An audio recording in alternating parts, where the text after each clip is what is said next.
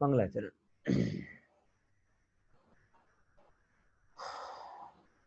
नमो हरिहंताणं, नमो सिद्धाणं, नमो आयर्याणं, नमो वज्रायाणं, नमो लोके सौरसाहुणम्।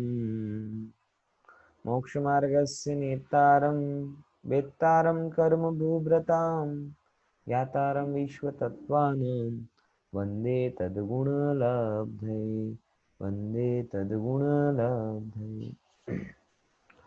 तत्वार सूत्र में अपनी चर्चा मध्य लोक के बारे में चल रही है, और मध्य लोक में भी खास जो अपना अपना एरिया है यानी जम्बूद्वीप और मनुष्य लोक, उसमें क्या क्या है, कैसा कैसा है, इन तमाम विषयों पर हम विचार विश्लेषण कर रहे हैं, बराबर ना। उसमें जो फ्राइडे अपनी क्लास हुई थी, उस फ्राइडे क्लास में हमने समझा था कि क्या क्या होता है और क्या क्या में ये जो 32 विधेयों का जो पूरा कॉन्सेप्ट है ना, ये 32 विधेय का कॉन्सेप्ट हमने समझने की कोशिश की थी, बराबर। 32 विधेय का कौन उसमें तीन, जैसे एक सिंपल बात कही थी कि 32 कैसे होते हैं। आप कई बार चित्र में ये पूरा ऐसा देख लेते हो, ये पूरी 32 नगरियां हैं, है ना। लेकिन वो 32 के बीच में डिवाइडेशन कैसे कैसे होता है, क्या क्या उनके बीच का कॉन्सेप्ट है, ये जो है ना 32 नगरियां, आप ऐसे जनरली देख लेते हो, बोले यहाँ सुमेरु पर्वत है, यहाँ 32 नगरियां हैं। लेकिन उन 32 नगरियों की जिसे अपन कहें किस प्रकार से वो पड़ती हैं, डिवाइड कैसे होती हैं, इन तमाम बातों को हमने कल लास्ट क्लास में समझा था। कैसे कि वो 32 नगरियां 4 विभंग नदियों, किसके माध्यम से, 4 विभंग नदियों, 3 विभंग तीन नदियां, तीन 3 तीन विभंग नदियां और 4 वक्षार, इन 3 विभंग नदियों और 4 वक्षार से डिवाइड हो जाती है। यानी एक नगरी आई, फिर पर्वत आया, फिर नगरी आई, फिर नदी आई, फिर नगरी आई, फिर पर्वत, ऐसे करते करते 7 चीजें आती हैं और 7 करके वो 8 नगरियों को डिवाइड कर देते हैं। ऐसा यहाँ पर लिखा हुआ था कि प्रत्येक वक्षार पर्वत में नदी की ओर का खुलासा मैंने आपको किया था कि जैसे ये जो है ना, ये एक नदी है, बराबर, ऐसे समझे इसको कि नदी की ओर ये कहना क्यों पड़ा कि यहाँ का जो बख्शार पर्वत है उसके इस साइड होगा, और यहाँ का जो बख्शार पर्वत है उसके इस साइड होगा। पॉइंट समझ में आया कि नदी की ओर लिखना क्यों जरूरी है। ये जो 32 नगरियां हैं, इन 32 नगरियों में एक जगह बख्शार आएगा, फिर विभंग नदी आएगी, फिर बख्शार आएगा, फिर विभंग नदी, फिर बख्शार, फिर विभंग नदी, ऐसे करके हुआ ना। तो बख्शार पर्वत की बहुत सारी पीक्स होती हैं, श्रेणियां होती हैं। उनमें जो नदी यानी जो विदेश क्षेत्र को बीच से डिवाइड करती है, ये 2 नदियां हैं, एक है सीता नदी और एक है सीतोदा नदी। इस साइड है आपकी सीता नदी और इस साइड है सीतोदा नदी। तो सीतोदा या सीता नदी जो बीच से इसको डिवाइड करती है, उसके इस साइड और इस साइड, नदी की साइड मतलब जिसे अपन अपनी भाषा में दक्षिण नगरियों के उत्तरी भाग में, यानी उत्तर में स्थित नगरियों के दक्षिणी भाग में। गॉट इट, पॉइंट समझ में आया कि जो साइड नदी की तरफ है उस साइड पर क्या कहते हैं, अकृत्रिम चैत्यालय होते हैं। और यही अकृत्रिम चैत्यालयों की वंदना हम मंगलाष्टक आदि इन ग्रंथों में करते हैं, और शांति विधान आदि में भी बार बार हम इनके लिए अर्घ्य चढ़ाते हैं।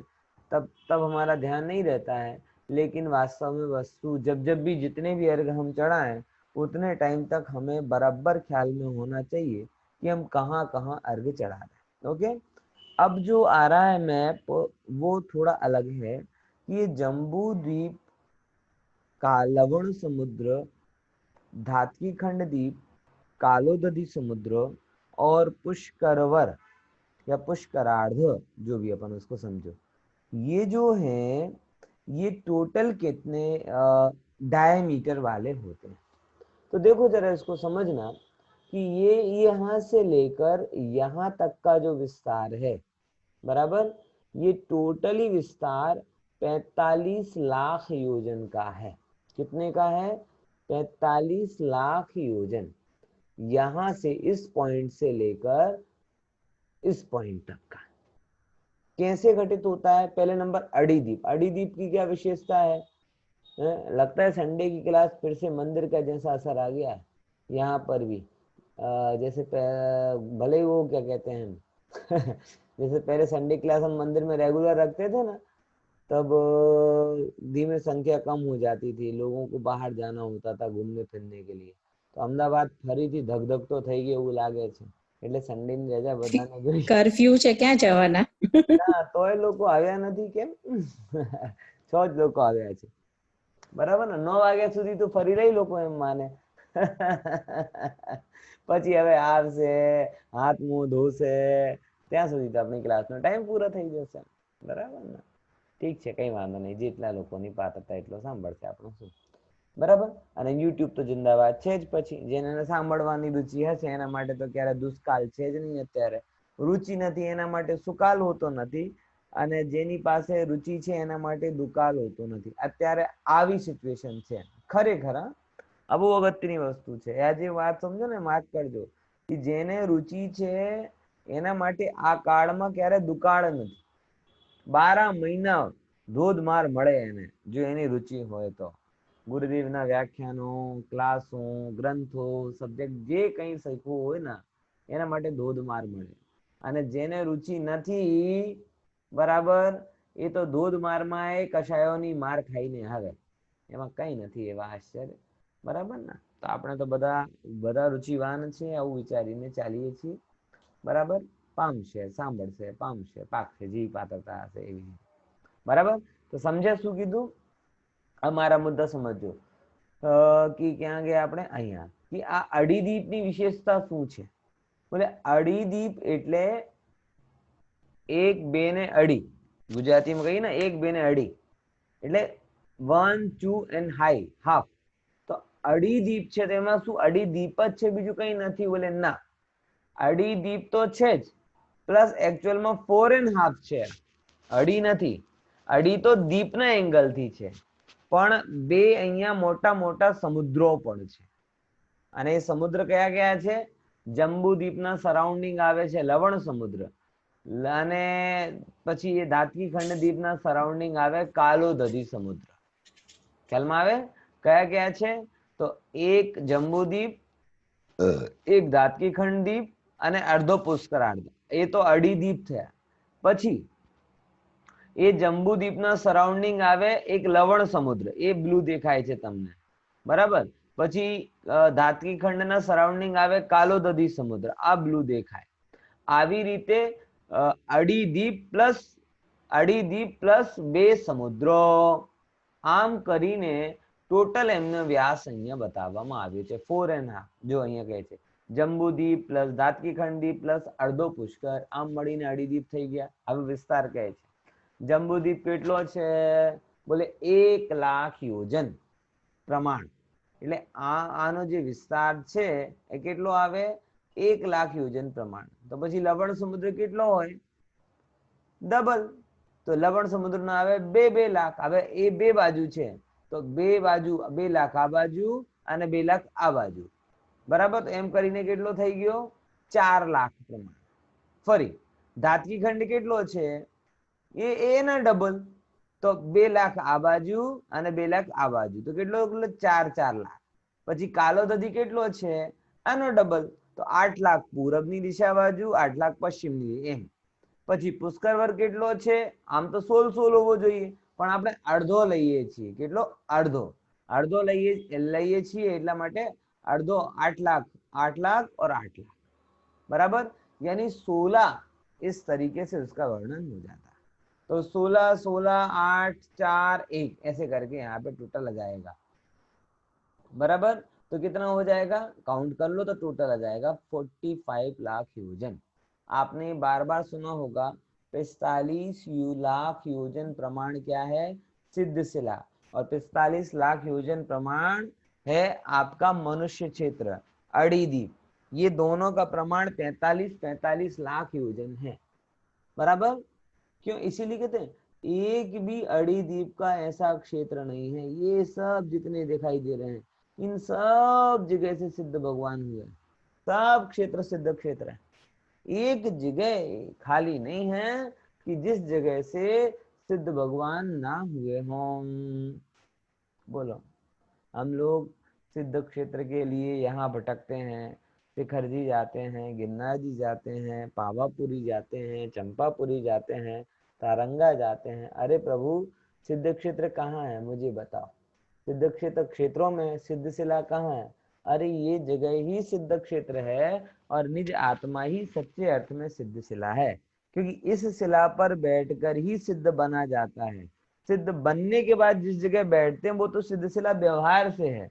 जहां बैठने जमने रमने से सिद्धत्व प्रकट होता है वो परमार्थ से सिद्ध शिला कही जाती है।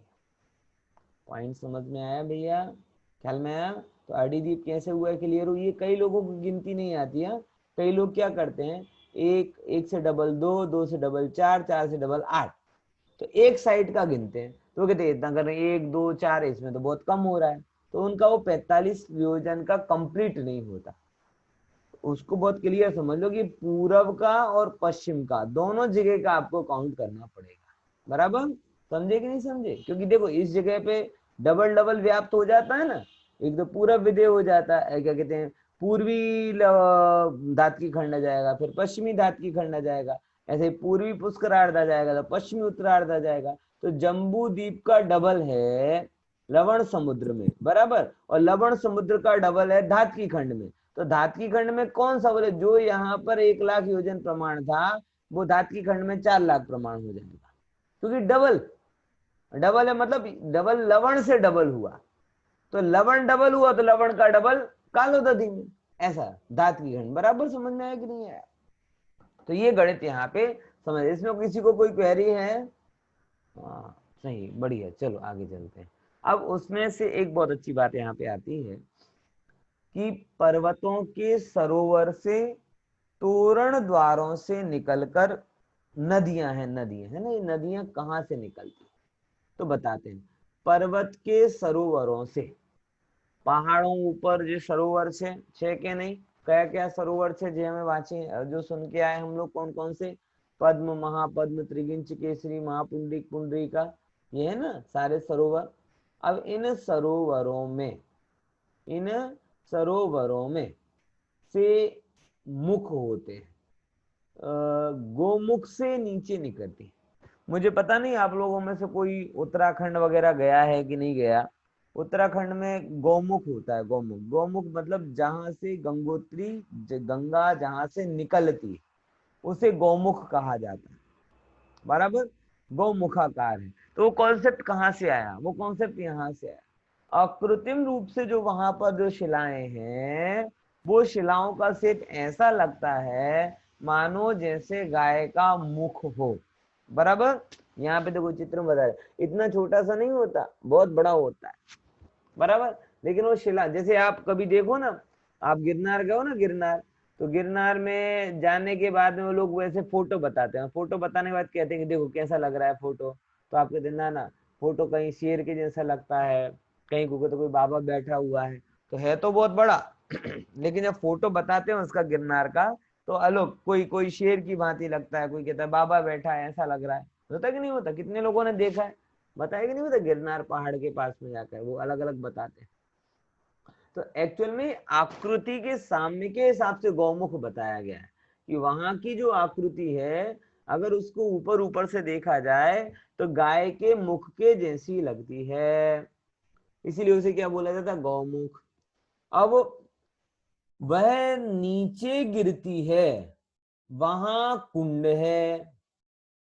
देखो ये बिल्कुल बहुत बढ़िया, वहां से नीचे गिरती है ना, वहां पे कुंड है, और उस कुंड के बीच में पर्वत है। देखो दिख रहा है ना पर्वत, पर्वत के ऊपर देवी का महल है, बोले दिख रहा है महल। महल के शिखर पर कमलासन है, कमल का आसन दिख गया। उसके ऊपर भगवान की प्रतिमा है, ये प्रतिमा दिख गई। देखो अगर ये चित्र नहीं होता तो समझाना कितना मुश्किल पड़ता है ना। टेक्नोलॉजी का कमाल चित्र से कितनी आसानी से समझ में आ रहा है आपको। देखो देखो फिर से, ये गौमुख है बराबर ना, गौमुख के नीचे क्या है, कुंड है। कुंड हमेशा होती ना, कुंड होता है जहाँ पे, फिर कुंड के बीचों बीच पहाड़, पहाड़ के ऊपर देवी का महल, देवी के महल के ऊपर शिखर जो है, पीक पर कमल है, और उस कमल के ऊपर भगवान विराजमान है। गंगा आदि नदियों में ऐसा ही होता है।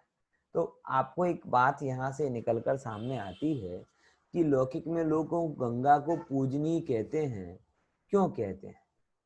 कारण ये है कि ये गंगा गंगा नहीं है, ये एक्चुअल में गंधोदक है, ऐसा कहना माना कि ये जो यहाँ पर जो अकृत्रिम भगवान की प्रतिमा है, गौमुख का सीधा जल भगवान के प्रतिमा के ऊपर गिरता है, और वो जल सीधे सीधे अन्य अन्य सारी नदियों में जाता है। तो जो भगवान के शरीर को स्पर्श करके आए, अब वो कितना पवित्र हो जाता है, बराबर ना। अब वो इसीलिए जो लौकिक में गंगा की जो पवित्रता है, उस पवित्रता का मूल आधार ये, वो कोई आपके पाप को धोने के कारण पवित्र है ऐसा नहीं है। लोग गंगा जल को रखते हैं, माथे पर लगाते हैं, वगैरह वगैरह करते हैं, इसके कारण नहीं कि आपको पाप से दूर कर देगा। वो गंगा जल नहीं है। जब जब भी हम गंगा जल लगाते हैं, लगाना चाहिए नहीं चाहिए वो बात की बात अलग है, लेकिन अगर कोई लगाता हुआ दिखे पहले के समय में, तो उसका मूल कारण वो गंगा जल को गंगा जल समझ कर नहीं लगा रहा, वो गंगा जल को गंधोदक समझ के लगा रहा है। अब सोचो, गंगोदक को तो हम माथे पर लगाते हैं, और इस गंगा में तो सब डुबकी लगाते हैं, 1 नंबर 2 नंबर जाते हैं, लाशों को बहा देते हैं। तो अब उसकी वो पवित्रता का कोई कॉन्सेप्ट रहा नहीं, बराबर। आप कोई कहेगा नहीं, अच्छा ये अच्छा बता दिया आपने, अब तो हम कोई भी आयुर्वेद की दुकान पे जाएंगे और गंगा जल रखेंगे, और कोई कहेगी गंगा जल के, अरे आपको पता नहीं गंगा जल नहीं है तो गंधोदक है। आपकी गंगा, अब ये गंगा वो गंगा नहीं, ये समझ लो। पहले के समय में जब पवित्रता थी, अथवा लोग जब उसको कभी याद करते थे या उसकी जो महिमा करते थे, उसके पीछे का कारण ये है कि ये गंगोत्री जहां से निकलती है, ओरिजिनल गंगा जो जो सरोवर से निकलती है, वो सरोवर से निकलने वाली गंगा जस्ट भगवान के क्या कहते हैं सर पर गिरती, ऐसी कोई भक्ति में भी आती है। इसीलिए पूजित है गंगा धारा, वो एक कोई भक्ति में आती है ये लाइन, अभिषेक का कोई भक्ति है ना, उसमें ऐसी लाइन आती है, बराबर। तो इसके कारण इस जगत में गंगा जल की महिमा है। दूसरे नंबर की बात, हम जब सुबह सुबह अभिषेक करते हैं ना, तो बहुत सारे लोग आते हैं, कहते अरे साहब वो फिर से थोड़ा कलश और कर दो, कलश देखना रह गया, और अतिशय खुश हो जाते हैं कलश देखकर। तो जिनको 24 घंटे कलश देखने की इच्छा हो, वो इस जगह पर उत्पन्न हो जाओ। है, यहाँ पर क्या होता रहेगा, गंगा का पानी कंटिन्यूअस फ्लो रहेगा, भगवान की प्रतिमा कंटिन्यूअस फ्लो में रहेगी, तो 24 घंटे वो आपका वो बाहुबली पिक्चर है ना, बाहुबली पिक्चर का सीन क्रिएट हो जाएगा। याद आ गया ना, जिन लोगों ने देखी होगी उनको याद आ गया होगा। समझे ना, कि वो जो कह के जाते हैं कि वहीं के वहीं प्रतिमा, ऊपर से पानी गिर रहा है, और ऊपर से पानी गिरने पर भगवान का अभिषेक हो रहा है। तो वो इसके कारण लोगों में गंगा जल की इंपॉर्टेंस है। बाकी और इसमें कोई दूसरा वो नहीं कि मरते टाइम पर गंगा जल डाल दो तो मुक्ति हो जाएगी, अरे वो प्रतीक वाणी है। गंगा जल डालने से मुक्ति नहीं होती। गंगा क्या है, भगवान के शरीर से स्पर्शित होकर आई। अब समझना इस बात को, रूपक क्या है। लोगों को बोला गंगा जल, तो लोगों ने वो लोटे में जो गंगा जल होता है उसकी बात की। अरे भैया, गंगा क्या है कि जो भगवान के शरीर से स्पर्शित होकर गई है, वो है गंगा नदी। और जो भगवान की अंतरात्मा को स्पर्शित करके निकली, वो जिनवाणी है। वास्तव में जिनवाणी रूपी गंगा, वांगमय गंगे आता है ना भजन, केवली कन्ये वांगमय गंगे, भक्ति आती है ना। बहुत सुंदर भक्ति है। केवली कन्ये वांगमय गंगे, जगदम्बे अघनाशे हमारे, सत्य स्वरूपे मंगल रूपे, मन मंदिर में तेष्ट हमारे। देखो, लोगों ने क्या कहा, किसी ने कहा कि भाई गंगा जल से मुक्ति हो जाती है, तो उन्होंने जड़ रूप गंगा जल की बात कही। एक्चुअली में इसका मतलब ये नहीं। भगवान भगवान के शरीर से छूकर जो निकली वह जगत में गंगा नदी, और भगवान की आत्मा को छूकर जो निकली वह जिनवाणी, वह एक्चुअल गंगा, वांग्मय रूपी गंगा। तो लोग कहते हैं मरते समय गंगा जल देने से मुक्ति हो जाती है, उसका मतलब वो गंगा जल वो नहीं है, उसका मतलब जो भगवान की वाणी रूप गंगा जल है। कौन सा गंगा जल? भगवान की वाणी रूप गंगा जल, वो किसी के कान में पड़े और वो किसी के कान में पड़े तो उसकी मुक्ति होती है। ये बाहर के गंगा जल से किसी की मुक्ति नहीं होती। समझ में आया कि नहीं आया? ये भूल लोगों की होती है, उन्हें लगता है गंगा जल पिला दिया मरते टाइम। अरे भाई उसको ये बता कि जिसे छोड़कर तू जा रहा है और जो छोड़कर जा रहा है वो दोनों अलग। किसे छोड़कर जा रहा है? बोले शरीर को छोड़ के तू जा रहा है, इधर पैसे परिवार को छोड़ के तू जा रहा है। और कौन छोड़ के जा रहा है? बोले तू छोड़ के जा रहा है। तो छोड़ने वाला अलग और छूटने वाले अलग। ये जो भगवान की वाणी रूपी गंगा उसके अंतर मन में गई तो उसकी मुक्ति होगी, क्योंकि वो भेद ज्ञान को उत्पन्न करती है, वो मन की मलिनता को दूर करती है, वो कषाय और विकारों की मलिनता को दूर करती है। ऐसी गंगा मुक्तिदायिनी है। बाकी तो लोग गंगा में पाप धोते हैं। अरे अगर गंगा पाप धोने वाली हो तो वो मुक्तिदायिनी पाप दूर करने वाली नहीं, पाप बढ़ाने वाली गंगा हो जाएगी। ये तो मतलब वो वाले वकील हो गए सुप्रीम कोर्ट हायर कोर्ट के कि तुम कुछ भी पाप करो और हमारे पास आ जाओ, हम तुम्हें क्या करते छुड़वा देंगे। तो गंगा ऐसी गंगा है क्या? और ऐसी होवे तो पाप को कम करने वाली पाप नाशनी गंगा है कि पाप वर्धनी गंगा है?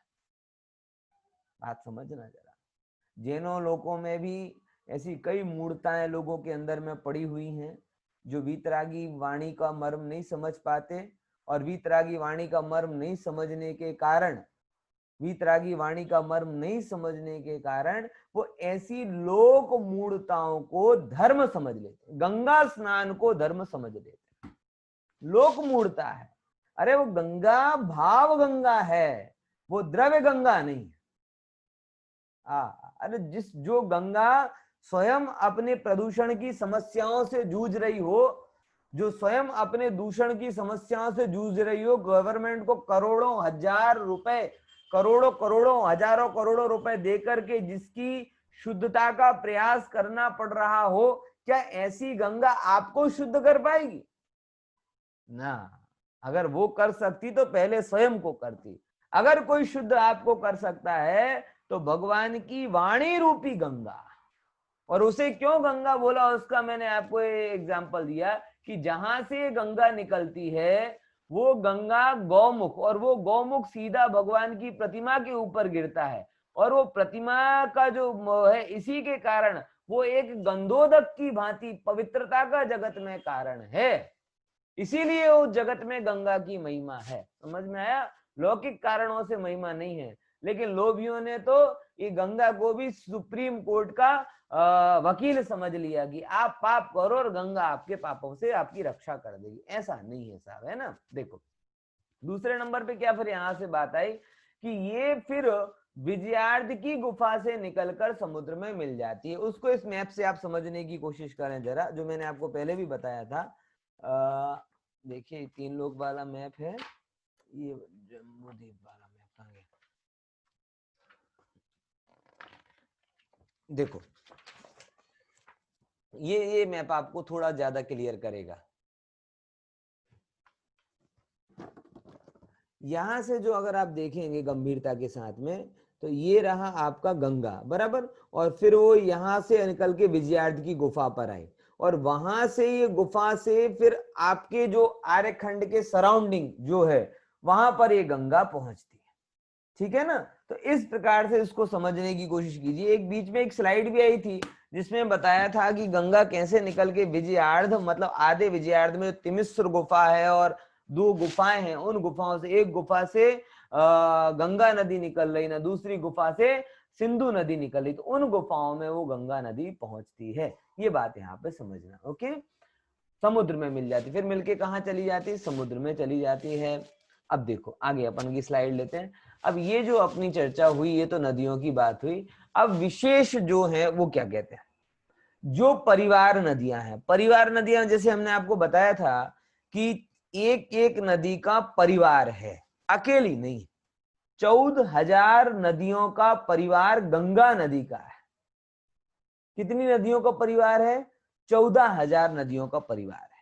ऐसे सिंधु नदी का परिवार भी 14,000 नदियों का है, और वो सा परिवार वो रहती हैं। इसीलिए जो हमने शुरू में आपको बताने की कोशिश की थी कि ये जो नदियां हैं, ये नदियां आप जिसे गंगा सिंधु कहते हो, वह नदियां ओरिजिनल गंगा सिंधु नहीं है। वह नदियां उन नदियों की, मेन गंगा सिंधु नदियों की सहायक नदियां हैं।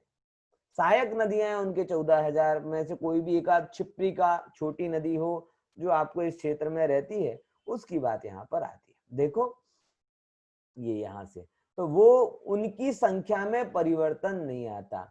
जो परिवार नदियां हैं वो मिलेक्ष खंड में बहती, इनकी संख्या में परिवर्तन नहीं आता। आर्य खंड में बहने वाली नदियों की यहाँ गिनती नहीं की है, क्योंकि यहाँ पर प्रलय आता है। अब देखो गजब बात है, आर्य खंड की सारी व्यवस्था चेंजेबल है। आर्य खंड की सारी व्यवस्था क्या है? चेंजेबल है। क्यों चेंजेबल है? क्योंकि जब इसको छठा काल का अंत आएगा और प्रलय आएगी, तो जो आज नदी आपको यहाँ दिख रही है वो कल नहीं होगी। और ये बिल्कुल फैक्ट बात है, सरस्वती पहले थी अब नहीं है। सब लोग मानते हैं कि भाई पहले सरस्वती थी, हिस्टोरिकल प्रूफ मिलते हैं, वेदों में आता है, अलग अलग जगह आता है कि गंगा और सिंधु से बड़ी नदी कौन थी? सरस्वती नदी थी। बराबर, आज वो गायब हो गई, लुप्त हो गई। बराबर, प्रयाग में 3 नदियों का संगम था ना, आप जाओ तो आपको 2 ही दिखाई देती हैं। तो पंडे आपको पढ़ा देते हैं कि 2 मिली, नीचे से बुलबुले फूटे, तीसरी सरस्वती। है? ऐसा नहीं है। बराबर, इसीलिए आर्य खंड की नदियों की कोई व्यवस्था नहीं है, बट जो मिलेक्ष खंड में है वहां पे कोई प्रलय वगैरह नहीं आती, इसीलिए इनकी संख्या जो है वो फिक्स ही रहती है। बराबर, चलिए आगे की स्लाइड अपन देखते हैं। ये जो परिवार नदियों की बात अपन ने की, वो कितना कितना है वो आपको इस स्लाइड से जानने को मिलेगा। हाँ जी, बोलिए दिनेश भाई। ये जैसा आपने बोला कि भरत क्षेत्र में ये तो होगा ना, 6 आरा होगा। भरत क्षेत्र कंप्लीट नहीं कह रहे हैं। अच्छा, तो 6 खंड है, 6 खंड में से एक आर्य खंड है, और आर्य खंड में 6 आर्य होंगे, बाकी 5 में नहीं? बाकी में नहीं होते। अच्छा, वहां तो पे उधर काल क्या परिवर्तन, रहेगा? वहां पे ऐसे चौथा जैसा रहता है, मतलब धर्म की प्रवृत्ति नहीं होती। बराबर, ऐसे एक एक जैसा काल रहता है। जैसे विदेश क्षेत्र में चौथा आरा कॉन्टिन्यूस धर्म की प्रवृत्ति के साथ वाला रहता है, वहां पे ऐसा नहीं रहता है। मतलब सामान्य व्यवस्था रहती है, उसे हम चौथे आरे के जैसे भी नहीं। एक्चुअली क्या आरा शब्द है ना, आरा, ये हम अपने आर्यखंड के हिसाब से सिलेक्ट कर रहे हैं। उनकी व्यवस्था को हमें उनके हिसाब से समझना चाहिए। हम उनकी व्यवस्था को अपने हिसाब से समझ रहे, प्रॉपर तरीका नहीं है। तकरीबन वैसा ही है कि जैसे हम लोग डॉलर का नहीं जानते तो हम कहते हैं कि डॉलर मतलब कितने रुपए, तो हम रुपए में कन्वर्ट करके देखते हैं, लेकिन वो अमेरिका वाले रुपए में कन्वर्ट करके नहीं देखते, उसकी तो अपनी वैल्यू होती है। और इसीलिए वहां पे एक सब्जी का एक दूधी लो आप, तो वो आपको कहते हैं $1, तो हम लोग कैलकुलेट करते हैं यार 70-70 रुपीज की एक दूधी, हमारे यहाँ तो 2 किलो आ जाएंगी, तो वो उसमें मजा नहीं आता है। तो वैसे ही यहाँ पर है कि हम जो भी व्यवस्था की देखते हैं, हम हर जगह अपने दृष्टिकोण से उनको समझने जाते हैं, इसलिए वो कुछ व्यवस्था बैठती नहीं है 100%। वो उनकी जैसी उनकी व्यवस्था होती है। बदे में भी काल परिवर्तन होता है, लेकिन वहां चौथे का ही बढ़ोतरी और घटोतरी रूप होता है।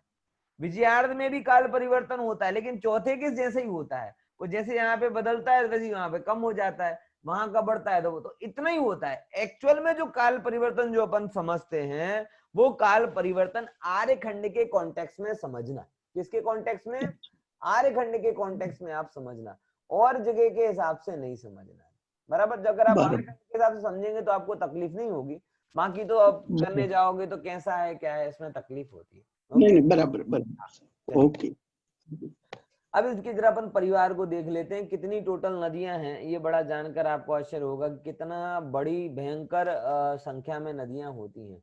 पद्म सरोवर से सिंधु, गंगा और रोहित आशिया नदी निकलती है। ओके, पद्म सरोवर से, मैं आपको नक्शा भी साथ में रखता हूँ थोड़ा टैली करने के लिए, आपके पास हो तो आप देखते जाएं। ये आपका पद्म सरोवर है और पद्म सरोवर से गंगा, सिंधु और रोहित आशिया नाम की नदी निकल रही है। और उनका एरिया कौन सा है बोले, सिंधु गंगा नदी भरत क्षेत्र में बहती है और रोहित आशिया नदी हेमवत क्षेत्र में बहती है। बराबर, यहाँ से वो हेमवत क्षेत्र में जा रही है। ये दो दो नदियों के युगल में है और हर एक में 14-14 हजार नदियां हैं। हर एक का जो परिवार है ना वो 14-14 हजार नदियों का है। क्लियर? तो 14-14 हजार की हुई दो का। अब रोहित आशिया जो नदी है वो हेमवत क्षेत्र में आती है, उसका परिवार है 28,000 का। फिर उसमें और महापद्म से और कौन सी निकलती है, महापद्म से एक रोहित निकलती है और एक हरिकांता निकलती है। अब मैप देखते जाएं और टैली करते जाएं। रोहित और हरिकांता, तो रोहित नदी पहली नदी है ना हर जगह, तो रोहित नदी यहाँ पे, हरिकांता नदी है वो पूर्व में जाती है और बाकी पश्चिम में जाती है बाद लगे। तो यहाँ पे इसका परिवार 56,000 नदियों का है। फिर तिगिंच सरोवर से हरित नदी निकलती है और सीतोदा नदी निकलती है, विदेह में बहती है, उसका परिवार 1,12,000 नदियों का है। अगेन केसरी से सीता और नरकांता, ये रम्य क्षेत्र में बहती है, इनका 56 फिर कम हो जाता है क्योंकि हमेशा विदेह के बाद में विदेह तक संख्या बढ़ती है, फिर उसके बाद में घटना चालू हो जाती है। एक कॉमन फैक्टर है, पहला 7वां, दूसरा 6ठा, तीसरा 5वां और फिर चौथे नंबर का विदेह, ऐसा ख्याल में। तो महापुंडरिक नारी रूप्यकूला, महापुंडरिक सरोवर से नारी और रूप्यकूला निकलती है, हिरण्यवत क्षेत्र में बहते हैं और 28,000 का। और पुंडरिक से स्वर्णकूला, रक्त, फिर पुंडरिक से फिर दो आ गई नदियां, ये पुंडरिक सरोवर आया और यहाँ से दो नदियां यहाँ पर और एक नदी है इस तरफ। तो ऐसे करके यहाँ से कितनी निकल रही हैं, 3 नदियां। कौन कौन सी? स्वर्णकूला नदी, रक्तोदा नदी, रक्ता नदी। स्वर्णकूला हिरण्यवत में है, रक्तोदा ऐरावत में है और रक्ता नदी भी ऐरावत में है। इन सबके रक्तोदा का 14,000 का परिवार है और स्वर्णकूला का 28,000 नदियों का परिवार है। बराबर, इतनी सारी नदियां हैं। उनमें से अपने जो, जिसे अपन मेन कहते हैं गंगा सिंधु नदी, वो गंगा सिंधु नदी इन मूल नदियों की एक शाखा, जिसे अपन ने 14,000 नदियों में से कोई एकाध नदी के रूप में यहाँ पर गिना हुआ है। ठीक है, क्लियर? ये आप मैप, ये स्लाइड आप देख लेंगी, कोई बहुत बड़ी बात नहीं है। सारे फैक्टर याद करना बड़ा आसान है, इनको याद करने में आपको बहुत ज्यादा दिमाग लगाने की जरूरत नहीं है। सिंपल सी एक परिभाषा उसकी होती है, बस डबल डबल करते जाना विदेह तक और विदेह के बाद में हाफ हाफ करते जाना है। क्लियर? देखो, एनी क्वेरी? चलो उत्तम। अब अपन जाते हैं भरत क्षेत्र के विस्तार के ऊपर। ये भरत क्षेत्र जो है वो भरत क्षेत्र का विस्तार कितना है? बराबर, भरत क्षेत्र मतलब फिर समझिए, ये आपका मैप रहा और इसमें जो आपका ये इतना एरिया जो भरत क्षेत्र वाला है, 5 मिलेक्श्वर एक आरेखंड वाला, उसका क्या पॉइंट है? तो भरतः षट्विंशति, बोलिए, भरतः षट्विंशति, हाँ, पंचयोजन शत विस्तारः, पंचयोजन शतविस्तारः, षट्चैकोनविंशति, षट्चैकोनविंशति भागा योजनस्य। भरता षट्विंशति पंचयोजन शतविस्तारः षट्चैकोनविंशति भागा योजनस्य। भरता षट्विंशति पंचयोजन विस्तारः षट्चैकोनविंशति भागा योजनस्य। बस बहुत बढ़िया, हम सब भाग जाएंगे इस तरीके से सुन के। हाँ चलिए, विस्तार समझते हैं। भरता मतलब भरत क्षेत्र का विस्तार कितना है? तो कहते हैं षट्विंशति पंचयोजन शत विस्तारा। देखो शब्द समझना, षट विंशति, षट એટલે 6, विंशति એટલે 20, पंचयोजन शत यानी 500, पंचशत योजन ऐसा भी हो सकते हैं कि 500 योजन विस्तारा, विस्तार है। अब इतने नहीं, षट चैकोन विंशति, अब 526 योजन 6/19 60 60 થઈ ગયા પછી 19 ભાગા એટલે આ જે 27મું છે ને એને 19 ભાગ કરીએ તો 19 ભાગમાંથી છઠમું ભાગ એટલે 526 જે તમે આમ કેલ્ક્યુલેટ તમે કરતા હશો નાના હશો ત્યારે કે 19 ગુણ્યા 526 પ્લસ 6 ડિવાઇડેડ બાય 19 તો જેવું પ્રમાણ આવે વટામાં પર્સન્ટેજમાં એવું રીતે આવી જવાનું એટલે 526 આખા યોજન અને પછી એક યોજનના 6 એટલે 19 ભાગ કર્યા અને 19 ભાગમાંથી 6 ભાગ પોઈન્ટ સમજ્યા ફરી આ બહુ અઘરી મેથેમેટિક નથી બહુ સહેલી મેथमेटिक છે મુકતા નહીં સમજતા બરાબર कि भरत क्षेत्र का विस्तार 526 सही એટલે આ આટલા યોજન પછી 6/19 એટલે 19 આગળની જે પોર્શનના 19 ભાગ કરો આમાં 6 ભાગ આટલું વિસ્તાર છે કોનો ભરત ક્ષેત્રનો બરાબર भरत क्षेत्र का विस्तार 526 सही 6/19 योजन है। अब 25वें नंबर का सूत्र आता है फिर आगे के क्षेत्रों का विस्तार कैसे है तो बताते हैं तद्विगुण द्विगुणा तद्विगुण द्विगुण बोलिए तद्विगुण द्विगुण विस्तारा वर्ष दर वर्षा विदेहांता द्विगुण द्विगुण विस्तारा वर्ष दर वर्षा विदेहांता